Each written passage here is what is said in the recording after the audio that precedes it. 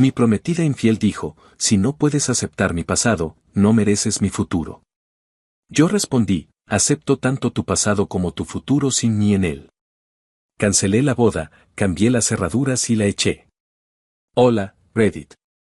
Soy un hombre de 31 años sentado en mi apartamento, que por fin vuelve a sentirse como mío, y necesito contarles cómo mi compromiso implosionó hace 3 meses. Toda esta situación todavía se siente surrealista, pero ya he procesado lo suficiente como para compartir la historia. Conocí a Camila, mujer de 28 años, hace unos 3 años en una conferencia de trabajo en Seattle. Era encantadora, divertida, y tenía esa forma de hacerte sentir como si fueras la persona más interesante del lugar. ¿Conoces esa sensación cuando alguien te presta toda su atención? Así era Camila. El primer año fue genuinamente genial. Ella planeaba citas elaboradas, reservas en restaurantes de los que nunca había oído hablar, entradas para espectáculos que ni sabía que existían, escapadas de fin de semana a la costa. Yo pensaba que simplemente tenía muy buen gusto y contactos gracias a su trabajo en el hotel. Viéndolo ahora, había señales que pasé completamente por alto. Pero cuando estás dentro de la relación, no siempre ves las banderas rojas ondeando justo frente a tu cara. Nos mudamos juntos después de 18 meses de salir. Ella sugirió mi apartamento porque era más grande y estaba en un mejor vecindario. En ese momento tenía sentido.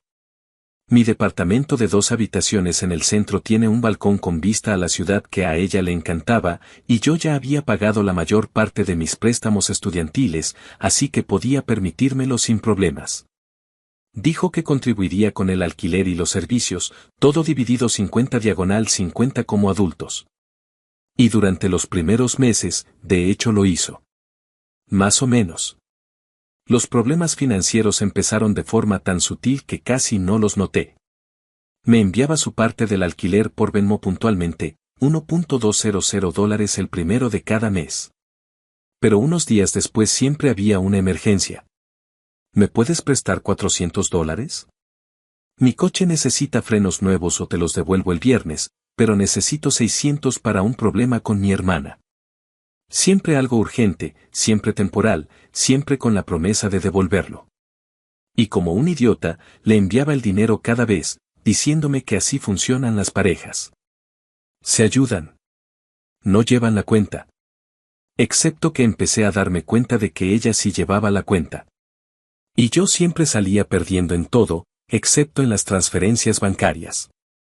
Mi mejor amigo Anthony lo señaló unos 6 meses después de que ella se mudara. Estábamos tomando cervezas después del trabajo en ese bar de mala muerte al que íbamos desde la universidad. Y mencioné casualmente que le había prestado a Camila otros $800 para un tratamiento dental sorpresa que su seguro no cubría. Amigo, ¿cuánto le has dado realmente hasta ahora? Preguntó Anthony, levantando una ceja sobre su IPA. No sé, tal vez un par de miles en total. Siempre me paga eventualmente, así que se equilibra. ¿De verdad lo hace? Sacó su teléfono y abrió la app de notas. Porque me has mencionado prestarle dinero como 8 veces distintas solo en los últimos 4 meses. Empieza a llevar la cuenta, hombre. Lo desestimé, me reí y le dije que estaba siendo paranoico. Pero algo de esa conversación se me quedó clavado como una astilla bajo la piel. Empecé a prestar más atención a la dinámica financiera entre nosotros, a ver los patrones en lugar de reaccionar a cada petición individual. Ella aportaba $600 para el alquiler, y antes de que terminara la semana ya necesitaba pedir prestados 500 para otra cosa. Las cuentas no cuadraban, como dicen ahora los chicos. Pero por lo demás, todo parecía bien. Viajábamos juntos, escapadas de fin de semana a Vancouver, una semana en la región vinícola de California. Teníamos bromas internas y un ritmo que se sentía natural.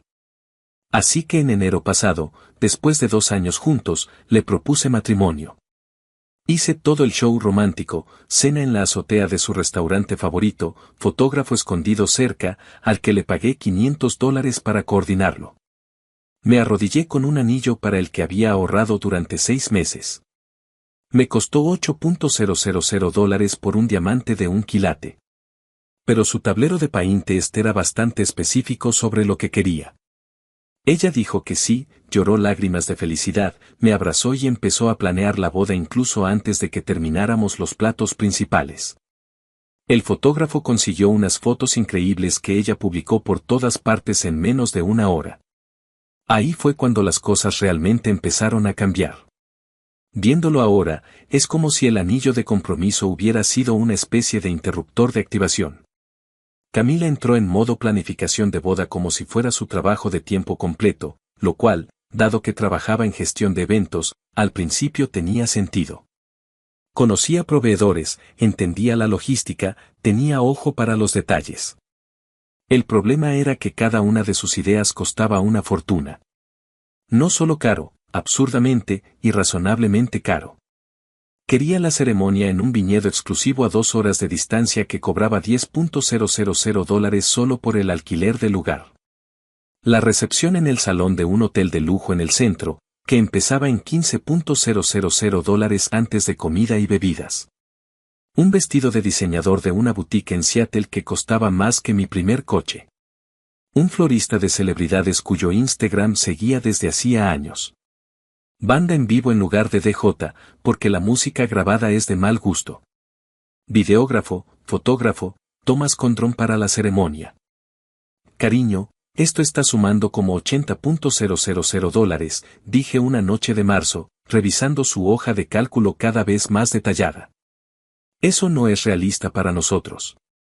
Es más de lo que gano en un año después de impuestos. Es solo un día, Jake. Nuestro día especial. Nuestro día de boda. ¿No quieres que sea perfecto? ¿No quieres que la gente lo recuerde? Yo quiero que sea nuestro, no que nos deje en bancarrota durante los próximos 5 años. Ella hizo un puchero. Hizo esa cosa en la que se queda muy callada y pone cara de herida. Solo quiero sentirme especial. ¿Eso está tan mal? Mi hermana tuvo una boda hermosa, y yo solo quiero que la mía también sea bonita. La boda de su hermana había costado quizá unos $25,000, que ya era más de lo que yo creía que deberíamos gastar. Pero no dije eso. Dije que lo resolveríamos, que encontraríamos formas de reducir costos. El problema es que ella nunca redujo nada de verdad. Simplemente ocultaba las decisiones caras hasta que ya era demasiado tarde para cambiarlas. Ah, ya dejé el depósito al florista. Lo necesitaban ayer o perdíamos la fecha. Ya firmé el contrato con el fotógrafo. Era una oferta por tiempo limitado. La banda necesitaba una confirmación esta semana. Tenía que decidir. Siempre ya estaba hecho. Siempre era mi culpa por no decidir lo suficientemente rápido. Siempre, de algún modo, era mi responsabilidad simplemente aceptarlo y seguir adelante. También empecé a notar otros cambios. Se volvió reservada con su teléfono de una forma que nunca había sido antes. Se lo llevaba a todas partes, al baño, a la cocina, a rellenar su botella de agua, a recoger el correo. Antes, su teléfono se quedaba horas sobre la mesa de centro y no le importaba quién lo tomara o viera la pantalla. Ahora siempre estaba boca abajo, siempre al alcance de su mano, siempre con contraseña. Un día bromeé algo como: ¿qué estás escondiendo? ¿Dirigiendo una red secreta de espías? Se rió y lo quitó importancia, diciendo que en el trabajo le estaban escribiendo constantemente por un gran evento corporativo que estaban organizando. Dijo que su jefa era bastante exigente y que tenía que estar siempre disponible. Vale, explicación razonable. Pero luego vinieron las llamadas que atendía en otra habitación. Sonaba el teléfono, miraba la pantalla y se levantaba de inmediato para ir al dormitorio o salir al balcón. Cuando le preguntaba después, de manera casual, sin acusarla, decía que era solo una amiga del trabajo desahogándose por algo, o su mamá hablando de dramas familiares, o su hermana pidiéndole consejo. Siempre una explicación rápida y sencilla, imposible de cuestionar sin parecer paranoico o controlador. Luego estaban los paquetes, las bolsas de compras, cosas de alta gama de tiendas que definitivamente no podíamos permitirnos con nuestros sueldos combinados. Gucci, Saint Laurent, Prada. Bolsos de diseñador que costaban más que nuestro alquiler mensual. Zapatos caros con suelas rojas que yo sabía que costaban al menos 4 cifras. Cuando le preguntaba, tenía las respuestas listas. Son regalos de mi mamá por la boda. Los compré en oferta. ¿Puedes creerlo? 70% de descuento. Una amiga de mi mamá trabaja en retail y consigue descuentos increíbles todo el tiempo. Una historia lo suficientemente creíble como para que no quisiera insistir y provocar una pelea por unas bolsas de compras. Anthony también lo notó, porque claro que lo hizo. Anthony nota todo. Estábamos en mi departamento un sábado viendo un partido de los Trailblazers cuando Camila entró con bolsas de Gucci y Saint Laurent. 2 tiendas que yo sabía con certeza que no hacían descuentos que volvieran sus productos accesibles para nosotros. ¿Gran oferta?, preguntó Anthony, con ese tono cuidadosamente neutral que indica que alguien está haciendo una pregunta real pero tratando de no generar drama. La amiga de mi mamá trabaja en retail, dijo Camila rápidamente, ya caminando hacia el dormitorio. Tuve muchísima suerte con el momento. Después de que ella se fue a su clase de yoga, una membresía de $200 al mes en un estudio boutique, Anthony se giró hacia mí con una mirada seria. Amigo, algo no cuadra. Esas no eran bolsas de oferta. Eran bolsas a precio completo, con papel de seda, cinta, todo. Tal vez la amiga de su mamá de verdad tiene contactos, dije yo. O tal vez deberías revisar tus tarjetas de crédito, hermano. Solo para estar seguro. Revisé esa misma noche, después de que Camila se durmiera. Entré a todas mis cuentas y revisé cada transacción de los últimos 6 meses. Todo estaba bien. Mis cuentas no habían sido tocadas. Nada raro, excepto el dinero que yo mismo le había enviado voluntariamente. Así que, una vez más, lo dejé pasar. Me convencí de que Anthony solo estaba siendo sobreprotector. Gran error. Error enorme. El verdadero derrumbe empezó exactamente hace 2 meses, un martes cualquiera por la tarde. En ese punto faltaban 8 semanas para la boda. Las invitaciones ya se habían enviado a 150 personas. Los depósitos estaban pagados para todo. Mis padres ya habían reservado sus vuelos desde Boston. Sus padres habían bloqueado habitaciones de hotel para su lado de la familia. Esto estaba pasando. Era real. Ese día yo trabajaba desde casa, sentado en mi escritorio en el dormitorio extra que había convertido en oficina, depurando un problema con el sistema de procesamiento de pagos de mi empresa. Camila había ido al hotel para su turno. Dijo que volvería alrededor de las 6. Estaba profundamente metido en el código, tratando de entender por qué las transacciones fallaban, cuando el portátil de Camila, que estaba sobre la encimera de la cocina, emitió una notificación lo suficientemente fuerte como para que la oyera desde la otra habitación. No estaba intentando espiar, lo juro. Solo iba a cerrar el portátil para que las notificaciones dejaran de distraerme. Pero cuando me acerqué, la vista previa de la notificación en la pantalla bloqueada me dejó completamente paralizado. Transferencia confirmada. $2.500 de Anthony R. ¿Anthony? ¿Mi Anthony? ¿Qué demonios? ¿Por qué mi mejor amigo le estaría enviando $2.500 a mi prometida sin decirme nada? Mi mente se fue de inmediato a los peores escenarios posibles. ¿Tenían una aventura? ¿Le estaba prestando dinero a mis espaldas? ¿Qué estaba pasando? Sabía que no debía mirar. Sabía que era una violación de la privacidad. Que las relaciones sanas se construyen sobre la confianza. Todo eso que dice el Dr. Phil. Pero algo en mis entrañas, ese instinto que tienes cuando sabes que algo está profundamente mal, me hizo abrir el portátil. Seguía conectada a su app bancaria. La pantalla estaba ahí mismo, mostrando la actividad de su cuenta corriente. Y lo que vi me heló la sangre y me hizo temblar las manos tan fuerte que casi se me cae el portátil. Depósitos regulares de varios hombres. Y no eran cantidades pequeñas. $1.500 aquí. $3.000 allá. $5.000 de alguien llamado Richard. 2.000 de David. 4.000 de alguien registrado solo como Tom S. Al desplazarnos hacia atrás, había registros de meses, más de 2 años. Incluyendo todo el tiempo que llevábamos juntos.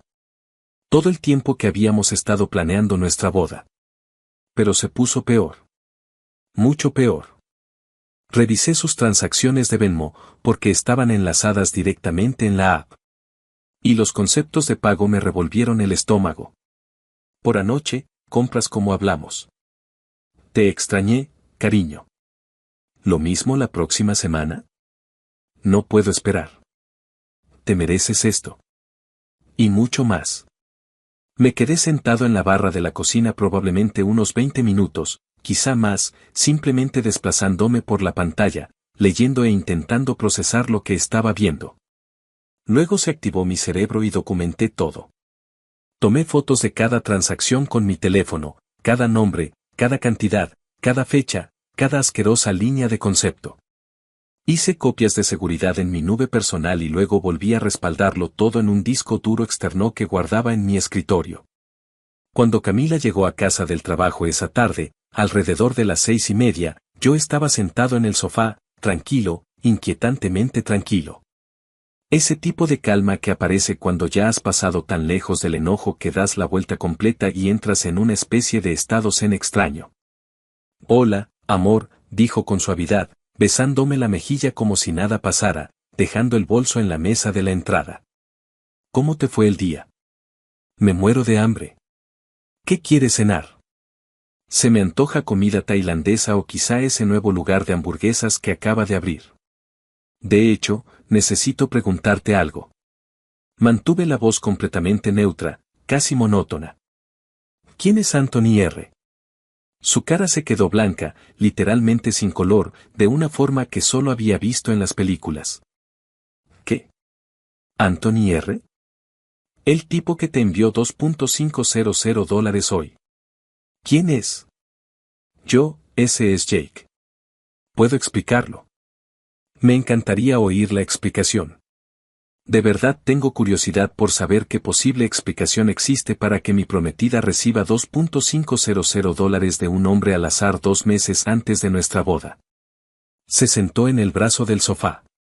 Y lo que salió de su boca fue un enredo de mentiras que se contradecían entre sí en cuestión de segundos. Algo sobre trabajos de consultoría que hacía por su cuenta para ganar dinero extra, ayudando a hombres adinerados con la planificación de eventos gracias a su experiencia en hospitalidad. Nada físico, solo compañía y conversación en cenas de negocios. Las mentiras se acumulaban tan rápido que ni ella misma podía seguirlas. No recordaba con qué versión había empezado. Entonces muéstrame los contratos de consultoría, dije, todavía en ese extraño estado de calma. Muéstrame los papeles de tu empresa, tu cuenta bancaria empresarial donde mantienes esos ingresos separados de tus finanzas personales. Declaraciones de impuestos que reflejen esos ingresos. ¿Algo? ¿Cualquier cosa? Nada. Absolutamente nada. Solo más balbuceos y correcciones apresuradas. ¿Desde cuándo? Pregunté. ¿Desde cuándo llevas aceptando dinero de otros hombres mientras estamos juntos? ¿Mientras vivimos juntos? ¿Mientras planeamos nuestra boda? Empezó a llorar. Luego vino la actuación completa, el rímel corriendo por su cara, los hombros temblando, las manos cubriéndose los ojos. No puedo perderte, Jake. Te amo muchísimo. Cometí errores, pero he cambiado. Estoy cambiando. Por eso quería casarme tan desesperadamente. Para empezar de cero. Para ser la persona que te mereces. ¿Empezar de cero? Camila, me has mentido durante 3 años. Has estado recibiendo miles de dólares de quién sabe cuántos hombres mientras vivías en mi apartamento sin pagar alquiler y planeabas una boda que cuesta más que un coche. Hoy mismo recibiste $2.500 de alguien. Eso no es el pasado. Eso es esta tarde. No es como si te hubiera engañado. Yo solo necesitaba ayuda a veces. Y estos hombres estaban dispuestos a ayudarme. No les importaba el dinero. Para ellos no significaba nada. ¿Ayuda? ¿Así es como lo llamas? ¿Qué exactamente hiciste por esa ayuda, Camila? Porque esos conceptos de Venmo no suenan a consultoría empresarial. Ahí fue cuando su actitud cambió por completo. Como si alguien hubiera accionado un interruptor. Se levantó, dejó de llorar al instante, como cerrando un grifo, y su expresión pasó de triste a defensiva, casi a enfadada. ¿Sabes qué? Sí, tengo un pasado. Sí, he hecho cosas de las que no me siento orgullosa. Pero eso es lo que es, mi pasado. Si no puedes aceptar mi pasado, entonces no mereces mi futuro. Literalmente me reí en voz alta. No pude evitarlo. ¿Hablas en serio? ¿De verdad acabas de decirme eso? ¿De verdad soltaste esa frase con toda la seriedad del mundo? Estoy completamente en serio, Jake. No soy la misma persona que era antes. Estoy intentando construir una vida contigo, una vida real, un futuro. Pero si vas a juzgarme por sobrevivir, por hacer lo que tenía que hacer para salir adelante. ¿Sobrevivir? ¿Llamas sobrevivir a estafar a varios hombres? Lo sigues haciendo, Camila. Hoy mismo aceptaste dinero de alguien, a 2 meses de nuestra boda. Ahora mismo llevas puesto un cinturón Gucci que cuesta más que el presupuesto mensual de comida de mucha gente. No estás sobreviviendo. Estás prosperando a costa de otros. Ese dinero era para nosotros, para nuestra boda, para nuestro futuro juntos. Estaba intentando ayudar a cubrir los gastos para que tú no tuvieras que pagarlo todo. ¿Gastos de boda que tú inflaste a niveles absurdos sin consultarme? Camila, se supone que nos casamos en 8 semanas y tú sigues aceptando dinero activamente de otros hombres. ¿Cómo se supone que eso construye un futuro juntos? Cruzó los brazos sobre el pecho y levantó la barbilla de forma desafiante. Entonces, ¿qué estás diciendo? ¿Qué quieres que haga? Y ahí fue cuando dije la frase que había estado formulando mientras ella despotricaba. Estoy diciendo que lo acepto todo, Camila. Acepto tu pasado. Acepto tu presente. Y acepto tu futuro. Acepto cada parte de ello. Simplemente no voy a ser parte de nada de eso nunca más. Se acabó. Su rostro se desmoronó. La actitud desafiante desapareció y se veía genuinamente sorprendida, como si esperara que la perdonara o que sugiriera terapia de pareja. Jake, no hagas esto. Por favor. Podemos superar esto. Podemos ir a terapia. Lo que necesites. Lo dejaré todo. No volveré a hablar con ninguno de esos hombres. Cambiaré mi número. Haré lo que quieras. Lo que necesito es honestidad. Lo que necesito es una pareja, no una estafadora. Lo que necesito es alguien que no me esté mintiendo activamente todos los días. Empaca tus cosas, Camila. Tienes hasta el viernes para irte. Esta también es mi casa. Vivo aquí. No puedes simplemente echarme. Tu nombre no está en el contrato de alquiler. No pagas renta. De hecho, apenas contribuyes a nada. Has estado viviendo aquí como mi invitada. Ahora te estoy pidiendo que te vayas. Si no te has ido para el viernes, cambiaré las cerraduras y dejaré tus pertenencias con la seguridad del edificio. Ella amenazó con llamar a un abogado, amenazó con exponerme por abandonarla, amenazó con decirle a todo el mundo que yo era abusivo y controlador. Yo simplemente me quedé ahí, todavía en ese estado de calma, y dije: haz lo que necesites hacer. Tengo capturas de pantalla de tus cuentas bancarias que muestran transacciones de varios hombres. Tengo fotos de transferencias de Venmo con conceptos muy específicos. Tengo todo documentado desde hace 2 años. ¿Quieres que esto se ponga feo? Adelante. Tengo pruebas. Ella se fue esa misma noche, agarró algunas cosas básicas y se fue a quedarse con su hermana al otro lado de la ciudad. Pero la campaña para manipularme y hacerme volver apenas estaba comenzando. Al día siguiente llamé a Anthony. A mí Anthony, no a este tal Anthony R., que al parecer era uno de los clientes de Camila, o su sugar daddy, o lo que demonios fuera. Amigo, necesito contarte algo sobre Camila. ¿podemos vernos para almorzar?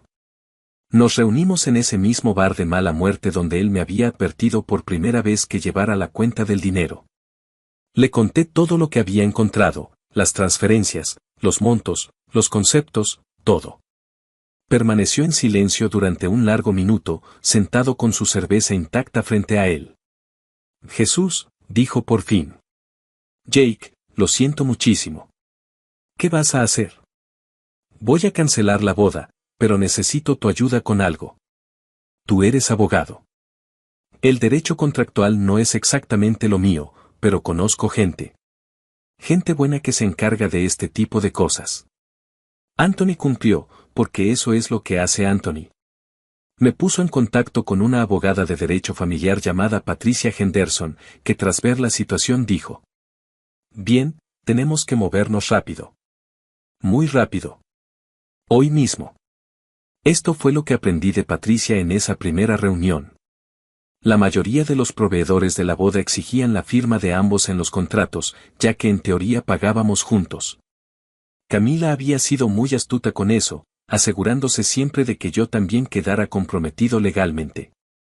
Pero aún así podía limitar considerablemente los daños si actuaba de inmediato.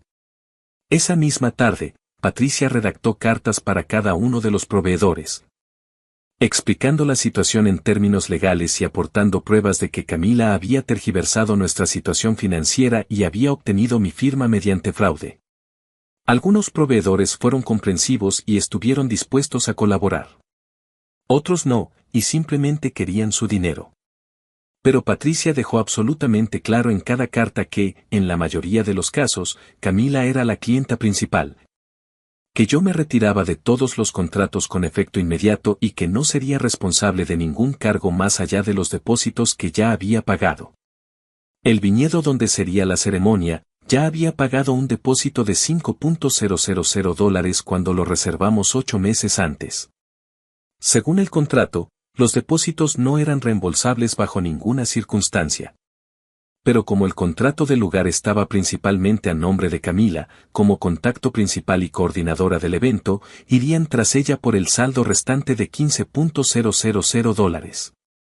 El salón del hotel, misma situación. Yo había pagado $8,000 como depósito inicial para reservar el espacio. Pero los $22,000 restantes, comida, bebidas y los elaborados centros de mesa que Camila había exigido, ahora eran problema de ella.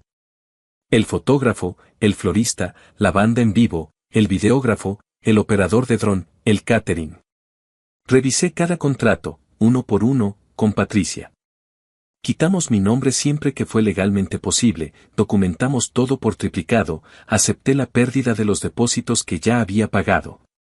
Pero me aseguré absolutamente de que ningún cargo futuro pudiera afectar mis tarjetas de crédito o mis cuentas bancarias. Después, Patricia me hizo llamar a todas las compañías de tarjetas de crédito y bancos con los que tenía cuentas. Expliqué que estaba terminando un compromiso y quería asegurarme de que ningún usuario autorizado tuviera acceso a mis cuentas. Eliminaron a Camila como usuaria autorizada de inmediato, algo que ni siquiera sabía que había ocurrido en 2 de mis tarjetas. También llamé a mi banco y cambié todas mis contraseñas, preguntas de seguridad, PIN, todo. Patricia me recomendó sacar mi informe de crédito para asegurarme de que Camila no hubiera abierto nada a mi nombre sin que yo lo supiera. No lo había hecho, gracias a Dios. Pero aún así congelé mi crédito en las 3 agencias, solo por precaución. Patricia dijo que fue una decisión inteligente, había visto casos en los que la expareja, movida por la venganza, intentaba abrir tarjetas de crédito o sacar préstamos a nombre del otro después de que todo se desmoronaba. Todo el proceso de protección me llevó 3 días completos de trabajo casi a tiempo completo. Me tomé 2 días libres de mi trabajo real. Le dije a mi jefe que había una emergencia familiar que requería mi atención inmediata. Pero para el jueves por la noche, ya estaba completamente protegido. Mis finanzas estaban más blindadas que Fort Knox. Mi nombre había sido eliminado de todos los contratos posibles. Había cortado cada vínculo que pudiera costarme dinero. Camila empezó a bombardear mi teléfono el miércoles por la mañana. Los mensajes empezaron siendo razonables, casi arrepentidos, y para el jueves por la noche ya eran completamente desquiciados. Tenemos que hablar de la boda. Jake, por favor, dame una oportunidad para explicarlo todo bien. Estás tirando 3 años a la basura por un malentendido. Hablé con un abogado y no puedes simplemente abandonar nuestra boda así. Te vas a arrepentir de esta decisión el resto de tu vida. Espero que estés feliz destruyendo mi vida. Los proveedores me están llamando exigiendo dinero. Necesitas llamarlos ahora mismo. ¿Cómo se supone que voy a pagar todo yo sola? Jake, contesta el teléfono. Esto es tan injusto. No puedo creer que me estés haciendo esto. Respondí exactamente una vez, el jueves por la noche a las 11 de la noche. Como te dije el martes, acepto tu pasado y tu futuro, solo que sin mí en él. Por favor, dirige toda comunicación futura a través de mi abogada, Patricia Henderson. Su información de contacto está adjunta. No vuelvas a contactarme directamente. El viernes por la mañana llegó un nuevo nivel de locura. Camila apareció en el edificio de mi apartamento con su hermana y 2 maletas grandes. Yo había cambiado las cerraduras con un cerrajero la noche del jueves, así que su llave ya no funcionaba. Se quedó fuera de mi puerta presionando el timbre durante unos 10 minutos seguidos hasta que finalmente contesté por el intercomunicador. Jake, necesito recoger mis cosas. No puedes impedirme acceder a mis propias pertenencias. Tengo todo empacado y listo. Lo dejaré con la seguridad del edificio abajo. Puedes recogerlo esta tarde después de las 3 de la tarde. Quiero hablar contigo cara a cara, como adultos. Tenemos que hablar de esto. No, le dije. No. Ya te lo dije, todo pasa ahora a través de mi abogada. Tus cajas estarán listas a las 3 de la tarde en recepción. No puedes simplemente. Corté el intercomunicador y volví a empacar sus pertenencias. No lo hice con rencor. No soy ese tipo de persona. Usé cajas de mudanza de verdad, compradas en UAUL. Envolví con plástico de burbujas todos sus objetos frágiles con cuidado. Etiqueté todo claramente por categorías: ropa, dormitorio, artículos de baño, cosas de cocina, zapatos, libros y misceláneos. Cuando su hermana vino a recogerlo todo, al parecer Camila no pudo enfrentarse sola a la seguridad del edificio. Se veía genuinamente sorprendida. De verdad lo empacó todo muy bien, la oí decirle a Tony, el guardia del edificio. Bajó 8 cajas, todas etiquetadas y organizadas. Dijo que revisara todo y que nos avisara si faltaba algo, y que él se encargaría de hacérselo llegar. No faltaba nada. Había sido minucioso. Incluso encontré su retenedor dental en el mueble del baño y un libro de texto de una clase que había tomado el año pasado. No soy un monstruo. Solo quería que saliera completamente de mi vida. Pero Camila aún no había terminado conmigo. Ese fin de semana lanzó una campaña completa en redes sociales diseñada para hacerme quedar como el villano de nuestra historia. Publicó un texto largo y emocional en Facebook diciendo que yo la había abandonado justo antes de nuestra boda por errores del pasado por los que ya se había disculpado. Presentó todo como si yo hubiera descubierto que tuvo una etapa salvaje de fiestas en la universidad o que había salido con demasiada gente antes que yo. No como lo que realmente era, que había estado llevando activamente algo muy parecido a una operación de Sugar Baby durante toda nuestra relación. Se pintó a sí misma como la víctima de una pareja controladora e implacable que no podía aceptar que ella tuviera una vida antes de conocerlo. La publicación recibió cientos de comentarios de apoyo en cuestión de horas. Algunas personas se lo creyeron por completo. Amigos en común que no conocían la historia completa empezaron a darle me gusta y a comentar cosas como: mereces algo mucho mejor, es su pérdida, fuerza, reina. Algunos incluso se pusieron en contacto conmigo para preguntarme qué había pasado, intentando escuchar mi versión. A todos les envié la misma respuesta, cuidadosamente redactada. Camila ha decidido contar su versión de los hechos públicamente. Yo mantengo la mía en privado. Si quieres conocer la verdad, con gusto te la cuento en persona, tomando un café, pero no voy a ventilar esto en redes sociales. La mayoría lo dejó ahí y respetó mi privacidad. Pero unos cuantos aceptaron la oferta. Cuando me reuní con ellos y les mostré los registros bancarios, los montos de las transacciones y esos conceptos de Venmo, sus reacciones fueron desde shock hasta asco y total incredulidad.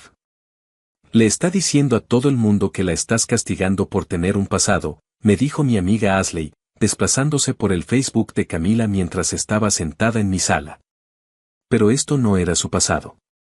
Esto estaba pasando la semana pasada. Estaba pasando mientras planeaba tu boda. Exacto. Ese es justamente el punto. Ashley terminó siendo la primera en contar la verdad al resto de nuestro grupo de amigos. No por crueldad ni por venganza, sino porque sentía que la gente merecía saber que estaban apoyando a alguien que les estaba mintiendo activamente. La historia se difundió rápido por nuestro círculo social. La narrativa cuidadosamente construida por Camila se vino abajo en poco tiempo, en cuanto la gente empezó a hacerle preguntas directas que no podía responder. Cuando afirmó que las transacciones eran por trabajos de consultoría, alguien preguntó qué tipo de consultoría. Cuando dijo que era planificación de eventos, otra persona que trabajaba en ese sector señaló que nunca había mencionado tener clientes ni hacer trabajos freelance. Y entonces llegó el momento que destruyó su historia por completo. Uno de los hombres que le enviaban dinero, un tipo llamado David, a quien yo no conocía, vio sus publicaciones y decidió comentar públicamente. Interesante versión de los hechos. Camila, tal vez cuéntales lo que me dijiste sobre tu aburrido prometido, que solo estaba pagando las cuentas hasta que apareciera algo mejor. O sobre cómo planeabas divorciarte de él después de 1 año y quedarte con la mitad de todo. Camila borró la publicación en menos de 1 hora, pero Internet no olvida, y al menos 1 docena de personas ya habían tomado capturas de pantalla. Para el lunes por la mañana, esas capturas estaban por todas partes. Mi teléfono se llenó de mensajes de gente pidiéndome disculpas por haber creído su historia inicial.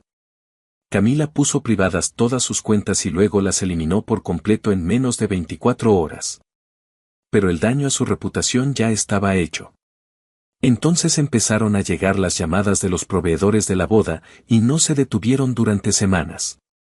Verás, yo había retirado mi nombre y dejado claro, a través de las cartas de Patricia, que no pagaría nada más allá de los depósitos ya abonados. Pero Camila seguía legalmente comprometida por decenas de miles de dólares en contratos que había firmado con entusiasmo. La organizadora de la boda fue la primera en llamarme directamente. Se llamaba Michelle Walls, una mujer que Camila había insistido en que necesitábamos sí o sí, a pesar de que sus servicios costaban $5,000 solo por la coordinación básica. Jake, necesito hablar contigo sobre el saldo pendiente de nuestro contrato, empezó Michelle, con un tono profesional pero ligeramente desesperado. No voy a pagarlo. Ya no formo parte de esta boda. Mi abogada te envió una carta detallada explicando la situación. Pero tú firmaste el contrato. Revísalo otra vez. Camila firmó como clienta principal. Yo figuraba como contacto secundario para logística, pero su nombre y su firma son los principales. Mi abogada te envió la documentación retirando formalmente mi participación. Ella dice que no puede pagar el saldo. Me está pidiendo que trabaje con ella en un plan de pagos, pero ahora no responde a mis correos ni a mis llamadas. Llevo 1 semana intentando contactarla. Eso es entre ella y tú. No soy responsable de sus deudas ni de su falta de comunicación. Michelle suspiró profundamente. Llevo 12 años haciendo esto. He visto muchas bodas desmoronarse, miedo de último momento, dramas familiares, problemas financieros. Pero esto es algo completamente distinto. Dímelo a mí. Yo lo estoy viviendo. Siento mucho que te haya pasado esto. Por lo que vale, te creo, y debí escucharte cuando intentaste explicarlo por primera vez. Después de colgar, sentí una pequeña punzada de culpa. Michelle parecía una buena persona, solo intentando hacer su trabajo y ganarse la vida. Pero luego recordé que Camila había insistido en que necesitábamos una organizadora de bodas de $5,000.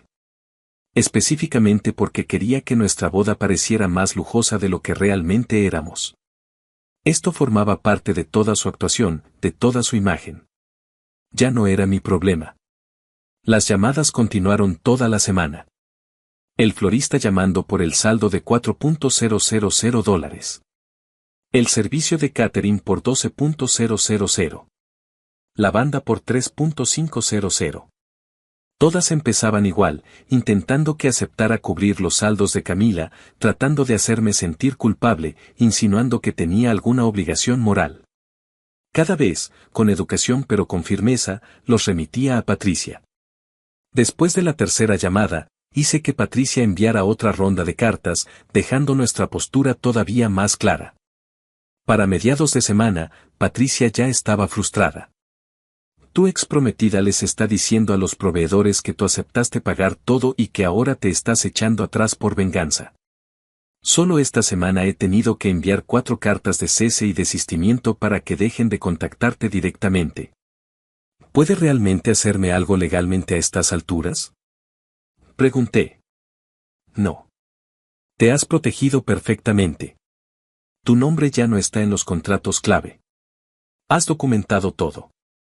Solo has perdido los depósitos que pagaste voluntariamente.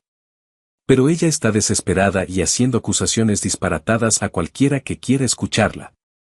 Patricia tenía toda la razón. A estas alturas, Camila no tenía nada que perder, así que estaba lanzando todo contra la pared para ver que se pegaba y la salvaba. Afirmó que yo había aceptado verbalmente cubrir todos los gastos de la boda, independientemente de lo que dijeran los contratos. No tenía pruebas, y los acuerdos verbales no anulan contratos escritos. Afirmó que teníamos una cuenta bancaria conjunta en la que habíamos estado ahorrando para la boda. No era cierto. Mostré extractos bancarios que demostraban que teníamos cuentas separadas. Afirmó que había prometido a sus padres pagar la boda como un regalo. Sus padres, cuando un proveedor confundido se puso en contacto con ellos, confirmaron que nunca hice tal promesa. Incluso intentó afirmar que teníamos un matrimonio de hecho por haber vivido juntos, lo que significaba que yo le debía manutención conyugal. Eso no existe en Oregón, y además solo habíamos vivido juntos 18 meses. Cada acusación fue descartada rápidamente, pero el proceso fue agotador y consumió muchísimo tiempo. Luego llegó lo que pensé que sería la escalada final. Los padres de Camila me llamaron. A James y Susan los había conocido quizás 6 o 7 veces en total. Personas agradables, educadas y acogedoras, pero siempre tuve la sensación de que en realidad no conocían muy bien a su hija. O tal vez sí lo sabían y simplemente no querían reconocerlo. Ese tipo de ceguera voluntaria de algunos padres. Jake, necesitamos hablar sobre cómo arreglar esto, empezó James, con un tono que intentaba sonar razonable y paternal. Te escucho, dije, poniendo la llamada en altavoz para poder seguir trabajando. Camila cometió errores. Ahora lo entendemos. Pero es nuestra hija. Está pasando por dificultades económicas por toda esta situación de la boda, y esperamos que puedas ayudarnos a encontrar una solución justa. La situación de la boda que ella misma creó al planear una boda de $80.000 mientras seguía recibiendo dinero de otros hombres. Ella dice que estaba intentando empezar de nuevo, que quería ser diferente contigo, construir un futuro real. Señor Correa, agradezco que haya llamado. De verdad. Pero Camila estaba recibiendo dinero activamente de otros hombres 2 meses antes de nuestra boda. Recibió $2.500 de alguien la misma semana en que se suponía que íbamos a probar los pasteles. Eso no es un error del pasado. Eso es un comportamiento continuo. Es engaño activo. Silencio al otro lado de la línea. Luego la voz de Susan, más baja. Ella nos dijo que era trabajo de consultoría. Consultoría en planificación de eventos. Tengo registros bancarios que cuentan otra historia. Tengo transferencias de Venmo con conceptos muy específicos y muy claros. Esto no era consultoría. Era algo completamente distinto. Más silencio. Podía oírlos hablando entre ellos de fondo, discutiendo en mandarín. No sabíamos hasta qué punto llegaba, dijo finalmente Susan, con la voz ligeramente quebrada. Ella nos dijo, Dijo que estaba siendo cruel porque había tenido algunos sugar daddies en la universidad. Lo hizo sonar como algo de hace muchísimo tiempo que tú no podías perdonar. Señora Correa, esto estaba ocurriendo el mes pasado. Estaba ocurriendo mientras vivíamos juntos, mientras planeábamos nuestra boda, mientras su nombre figuraba en mi contrato de alquiler como residente. Esto no fue en la universidad. Esto fue hace 2 semanas. Ahora los oía hablar con más urgencia, las voces elevándose. No podemos ayudarte con esto, dijo finalmente James, con un tono completamente distinto, decepcionado, quizá avergonzado. Tenemos que colgar. Cortaron la llamada de forma abrupta. Nunca volví a saber de ellos directamente, aunque más tarde me enteré por amigos en común de que estaban absolutamente furiosos. Habían estado ayudando económicamente a Camila durante años, creyendo que estaba luchando con gastos normales de un adulto joven y préstamos estudiantiles. Descubrir que había estado llevando lo que básicamente era una estafa financiera con varios hombres, incluido el que habían acogido como futuro yerno, fue al parecer demasiado para procesarlo o perdonarlo. La cortaron por completo. Le dijeron que tenía que arreglar su propia vida, ponerse las pilas y afrontar las consecuencias de sus decisiones. Al parecer hubo una pelea enorme en su casa en la que Susan llegó a decir algo como: «Tienes casi 30 años y sigues comportándote como una adolescente que cree que el mundo le debe algo». Camila se vino abajo después de eso. Según los rumores, al principio se mudó con su hermana, pero la hermana la echó después de 3 semanas.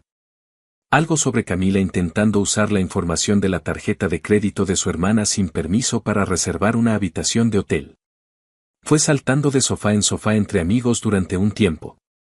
Cada estancia duraba menos, a medida que la gente se cansaba de su drama y de su tendencia a tratar las casas ajenas como hoteles donde no necesitaba contribuir ni seguir reglas básicas. Anthony, que estuvo al tanto a través de LinkedIn porque es meticuloso de esa manera, me dijo que había perdido su trabajo en el hotel. Me mostró su perfil. Pasó de event manager en el Cascade Grand Hotel a buscando nuevas oportunidades casi de la noche a la mañana. Probablemente porque les llegó la información de lo que estaba haciendo, dijo Anthony tomando café un sábado. Los hoteles viven de la reputación. Tener a una empleada que básicamente dirige una operación de acompañantes usando conexiones del negocio es una pesadilla legal. Lo último que supe de ella fue que se había mudado de nuevo a su ciudad natal, en algún lugar de California, trabajando en una tienda de un centro comercial. El estilo de vida lujoso que había estado manteniendo a través de varios hombres, los bolsos de diseñador, las cenas caras, la membresía a clases de spinning de lujo, se evaporó por completo. Según alguien que alcanzó a ver su Instagram brevemente antes de que lo borrara, estaba viviendo en un estudio con 2 compañeras de piso y yendo al trabajo en autobús. En cuanto a mí, tomé el dinero que había logrado ahorrar para la boda, unos $12,000 que no se habían ido en depósitos, y lo usé como pago inicial para un pequeño condominio, un dormitorio, un baño, unos 650 pies cuadrados, en un vecindario decente. Más pequeño que el apartamento que alquilaba, pero es mío. Total y completamente mío, legalmente, con solo mi nombre en todo.